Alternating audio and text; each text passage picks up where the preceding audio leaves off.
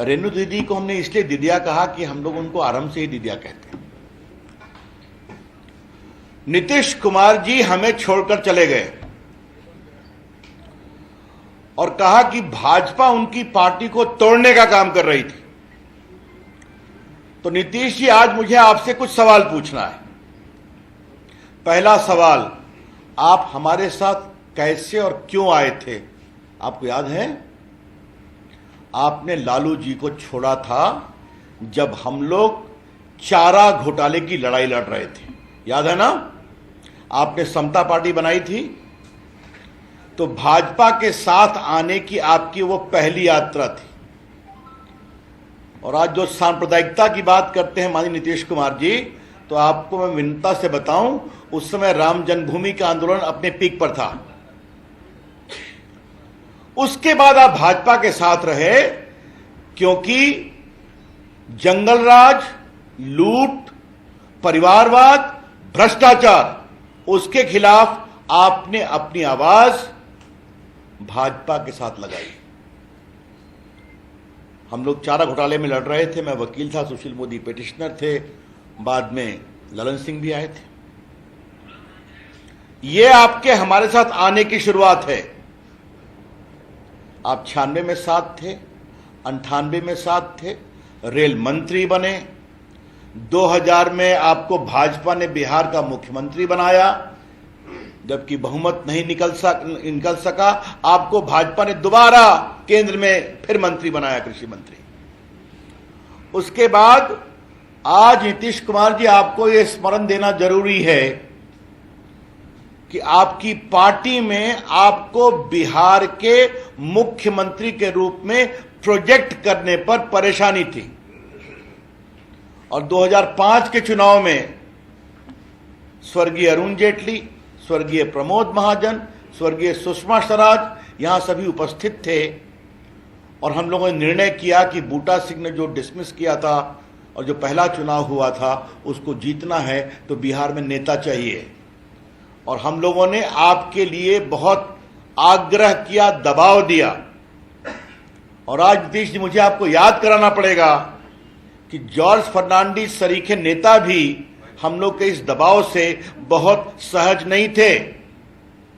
आज आपको याद दिलाना जरूरी है क्योंकि आप कह रहे हैं कि भाजपा ने आपकी पार्टी को तोड़ने का कारण किया। आप हमारे साथ थे, भाजपा जदयू की सरकार ने अच्छा काम किया।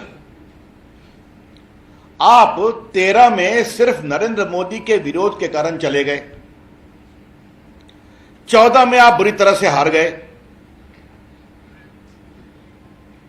फिर आप लालू जी के साथ चले गए 15 में और आप फिर मुख्यमंत्री बने। आपसे नीतीश कुमार जी, आज भाजपा एक दूसरा सवाल पूछ रही है। आपने 15 में लालू जी के साथ जाने के फैसले को पुनर्विचार क्यों किया? 17 में आपने क्यों कहा 2 साल बाद कि मैं बहुत असहज हूं क्योंकि श्रीमान तेजस्वी जी अपने ऊपर लगे गंभीर भ्रष्टाचार के आरोपों का जवाब नहीं दे पा रहे? यह आपने खुलकर कहा कि इतने गंभीर आरोप लगे, यहां सुशील मोदी ने लगाए थे, चर्चा में आए थे, तो आपने कहा उसका जवाब नहीं आ रहा है। आपके राष्ट्रीय अध्यक्ष ललन सिंह जी हैं, उन्होंने भी बहुत सवाल पूछा था। रेलवे मंत्री रहते एक होटल ट्रांसफर हुआ था रांची में रेलवे का, और पटना में कुछ मॉल बनने की बात थी, उसको लेकर काफी सवाल उठे थे। रेलवे में भर्ती को लेकर सवाल उठे थे, नौकरी के बदले जमीन को लेकर सवाल उठे थे। और नीतीश जी, आप कृपया करके अपने पुराने टीवी के कमेंट को याद करिए। आपने कहा था इतने गंभीर आरोप लगे हैं, इसका जवाब तो मिलना चाहिए। और तेजस्वी जी ने बार बार कहा यह जवाब मैं अपने वकील से पूछ के दूंगा। उसके बाद फिर आप हमारे साथ आए, हमने कहा अच्छी बात है, हमारे पुराने साथी हैं आप आ गए। फिर आपने 19 का लोकसभा चुनाव हमारे साथ लड़ा। बीजेपी ने जो 14 में बिहार में निर्णायक जीत प्राप्त की थी, उसने अपने बहुत से सिटिंग एमपीज का टिकट काटा ताकि आपको एनडीए में और टिकट मिल सके। और आज के दिन मैं अपने वरिष्ठ नेताओं के सामने उन अपने सारे सांसदों का अभिनंदन करूंगा जो 14 में सिटिंग एमपी थे, जिनका 19 में टिकट हमने काटा ताकि अधिक लोगों को जदयू के टिकट मिल सके। जनक जी भी बैठे हैं यहां पर, ठीक ही कहा आपने। गोपालगंज से सांसद हो, बताइए। तो उस समय ठीक थी भाजपा, नरेंद्र मोदी तो उस समय प्रधानमंत्री थे ना। तो नीतीश कुमार जी, आपसे मेरा तीसरा सवाल यह है कि 19 में आप जीते नरेंद्र मोदी के नाम पर बिहार में लोकसभा चुनाव में। आज आपकी भी संख्या 14 हो गई है, 16। 14 में संख्या अभी कितनी थी? 2। तो आप 2 से 16 हो गए। अकेले गए तो आप 2 पर थे, फिर लोकसभा में 16 आ गए। किसके नाम पर जीते? नरेंद्र मोदी के नाम पर। अब जरा उसके आगे चलते हैं। 20 की विधानसभा का चुनाव था।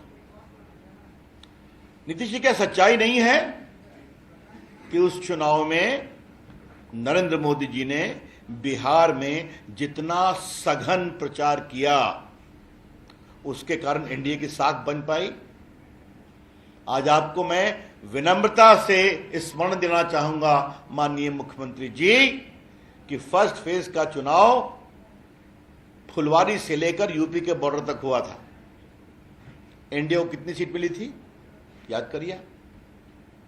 पटना शहर के सारे विधानसभा हम लोग जीत पाए, बाकी फुलवारी दानापुर सब हारते गए। मुझ में आरा और उनका हमारे 1-2 सीट और मिली हम लोग, बड़ा। उसके बाद मोदी जी ने दूसरे फेज में, तीसरे फेज में, चौथे फेज में, 5वें फेज में सघन प्रचार किया। जंगल राज के 2 युवराज याद है ना आपको नीतीश जी, कि भूल गए आप? और जब प्रधानमंत्री जी ने सघन प्रचार करना शुरू किया तो बिहार की हवा बदलती रही। दूसरे फेज में एनडीए को अधिक सीटें मिली, तीसरे में और अधिक मिली, और चौथे 5वें में हम स्वीप कर गए। अब आपको 43 आया तो आप खाली दूसरे पर ब्लेम करते हैं। कभी अपने अंदर भी तो देखना चाहिए कि 43 क्यों आ गए आप? जदयू, कहीं बिहार की जनता कुछ असहज तो नहीं हो रही थी? हमारा स्पष्ट मानना है कि वो जीत नरेंद्र मोदी के प्रयास और उनके व्यक्तित्व के कारण जनता ने विश्वास किया कि डबल इंजन की सरकार चलानी है बिहार के विकास के लिए। और चौथी बात माननीय नीतीश कुमार जी आपसे हमें कहनी है। आज आपने बहुत हम पर आरोप लगाया है, तो आज हम तो आरोप नहीं लगाएंगे, हम सवाल पूछेंगे आपसे। आज आपको 43 सीट मिली, भाजपा की सीट आपके दुगने के बराबर थी,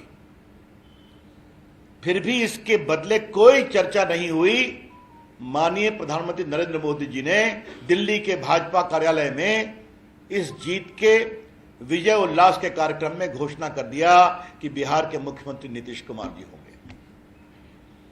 और बड़ी पार्टी भाजपा के एक एक कार्यकर्ता, एक एक विधायक ने इसको बहुत ही सहजता से स्वीकार कर लिया।